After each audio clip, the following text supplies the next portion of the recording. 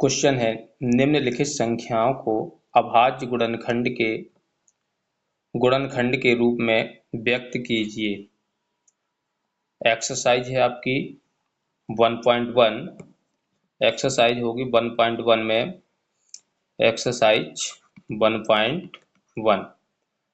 ठीक है, इसमें कह रहा है क्वेश्चन नंबर फर्स्ट कि निम्नलिखित संख्याओं को अभाज्य गुणनखंडों के रूप में व्यक्त कीजिए।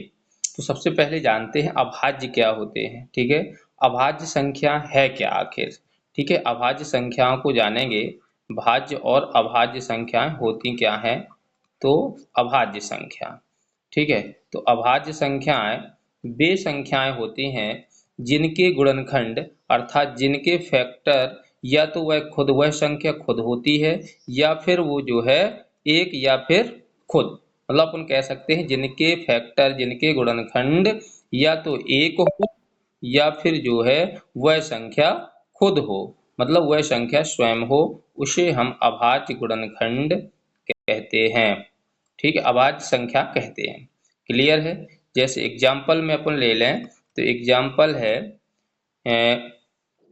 जैसे मैंने ले लिया 5।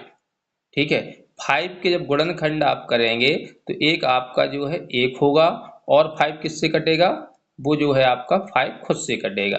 इसलिए इसके अभाज्य गुणनखंड जो निकले एक और 5 हैं। इसलिए हम कह सकते हैं कि ये 5 है, 5 एक अभाज्य संख्या है। तो इसी प्रकार से हमें इनके अभाज्य गुणनखंड करने हैं। चलिए देखते हैं, जो क्वेश्चन दिया है एक्सरसाइज में उसको देखेंगे। क्वेश्चन नंबर फर्स्ट को सॉल्व करेंगे। क्वेश्चन नंबर जो हमारा फर्स्ट है, क्वेश्चन नंबर फर्स्ट,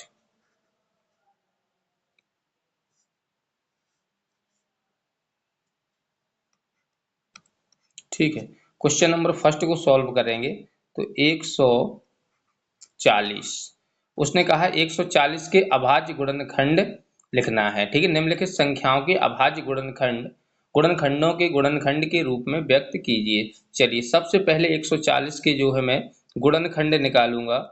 तो 140 के जो है गुणनखंड लिखेंगे अपन, क्या होंगे, जैसे 140 के जो है 140। ठीक है, 140 के गुणनखंड निकालेंगे तो it's last digit is 0, so it is divisible by 2, मतलब इसके लास्ट में जो है 0 है, शून्य है, इसलिए यह संख्या 2 से डिविजिबल होगी। 2 से काटेंगे इसको तो 2 सत्ते 14 हो जाएगा। ठीक है, 0 का 0, फिर 2 से काटेंगे इसको तो 2 से 2 तिहाई 6 और एक इसको कैरी दे देंगे, 2 पंचे 10। ठीक है, अब ये 3 से कटेगा नहीं। ठीक है, तो अब 5 से देखेंगे काट के तो 5 सत्ते आपका आ जाएगा 35। ठीक है, 5 सत्ते 35 और 7 एकम 7। तो इसके जो अभाज्य गुणनखंड निकलेंगे आपके 140 के अभाज्य गुणनखंड होंगे, हम कह सकते हैं 140 के अभाज्य गुणनखंड जो होंगे वो होंगे 2 गुणा 2 गुणा 5 गुणा 7।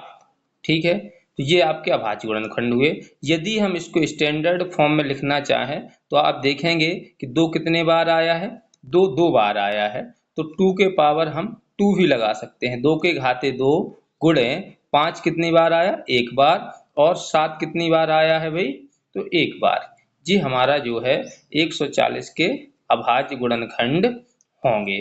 ठीक है, जी हमारा आंसर हो गया। क्लियर है।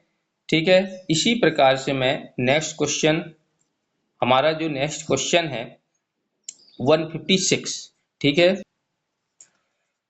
इसी का सेकंड क्वेश्चन है, जो नंबर दिया है 156, नंबर दिया है हमें 156। ठीक है, नंबर है 156। अब 156 के जो है सबसे पहले मैं फैक्टर निकालूंगा, तो यहीं पे निकाले ले रहा हूं 156 156। ठीक है, 156, इसके लास्ट में 6 है इसलिए ये 2 से डिविजिबल होगा। देखो 2 से कैसे पता चलता है, यदि बाद में इसके मैं डिविजिबिलिटी रूल भी बताऊंगा आपको, कैसे पता करेंगे 2 से डिविजिबल है कि 3 से डिविजिबल है। ठीक है, नंबर को देखते ही समझ में आना चाहिए किससे डिविजिबल होगा या किससे इसमें भाग चला जाएगा। चलिए सबसे पहले इसमें 2 से डिविजिबल है, ये 2 से भाग चला विभाज्य होगा क्योंकि इसका अंतिम अंक जो है यूनिट प्लेस डिजिट जो है वो 6 है। ठीक है, मतलब इवन नंबर का कोई भी नंबर होगा 0, 2, 6, 4 एंड 8 तो वो 2 से डिविजिबल होगा। मैं इसके डिविजिबिलिटी रूल आपको 1 से 20 तक के समझा दूंगा। सबसे पहले इसको काटेंगे, ये 2 से कट जाएगा। ठीक है, 2 से काटेंगे इसको, 2 से 1 कटेंगे, 2 नंबर ले लेंगे तो 15 है, 15 है, 2 सत्ते 14। ठीक है, एक इसको कैरी दे देंगे तो 2 अट्ठे 16। ठीक है, 2 से कट गया, फिर लास्ट में 8 आया इसलिए फिर से 2 से कटेगा तो 2 से काटेंगे, 2 तिहाई 6 और एक कैरी, 2 नाम 18। अब देखो ये 3 से कट जाएगा क्योंकि इन दोनों को सम करना पड़ता है, इन दोनों का सम जो है वो 12 होगा इसलिए 3 से कट जाएगा। 3 से काटेंगे, 3 एकम 3, 3 तिरका 9, 13 बार जाएगा। अब 13 क्योंकि अभाज्य संख्या है तो 13 से एक बार में 13 एकम 13, तो इसके जो हमारे अभाज्य गुणनखंड निकले 2 मल्टीप्लाई 2 मल्टीप्लाई 3 मल्टीप्लाई 13 होंगे। यदि इसको मैं स्टैंडर्ड फॉर्म में लिखना चाहूँ तो 2 कितने बार आए, 2 बार, तो 2 के पावर 2 मल्टीप्लाई 3 मल्टीप्लाई 13, ये हमारा जो है आंसर हो जाएगा। ठीक है, क्लियर है। अब नेक्स्ट जो है आपका क्वेश्चन नंबर 3, 4th और 5th आपके लिए रहेगा।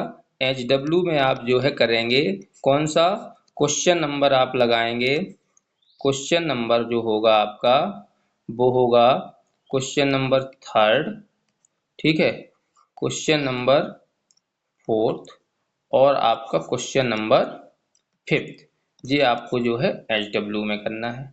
ठीक है, मिलते हैं नेक्स्ट वीडियो में नेक्स्ट एक्सरसाइज नेक्स्ट क्वेश्चन के साथ। ठीक है, तब तक के लिए बाय बाय।